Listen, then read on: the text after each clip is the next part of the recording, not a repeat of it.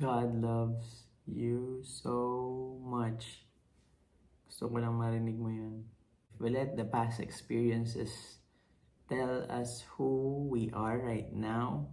Marami siyang effects. Pwedeng self-pity, na lagi na lang tayo maawa sa sarili natin. Pwedeng you feel inferior. Even if we do not want to do it, sometimes ginagawa na rin natin because of we put our identity on that past mistake. Minsan nagde-depend na lang rin tayo, codependency. The feeling natin, wala naman, we are not capable of doing good things. Ang mahirap, which I do hope that you do not do, is isolation. That you isolate yourself from the world. Kapit lang. Or in association with that passivity, na dahil nga ayaw mo na magkamali ulit, that you do not do anything at all. You do not do good, you do not do anything na pwedeng mag-risk of doing the same mistake. Pero wala ka nang ginagawa. Passivity.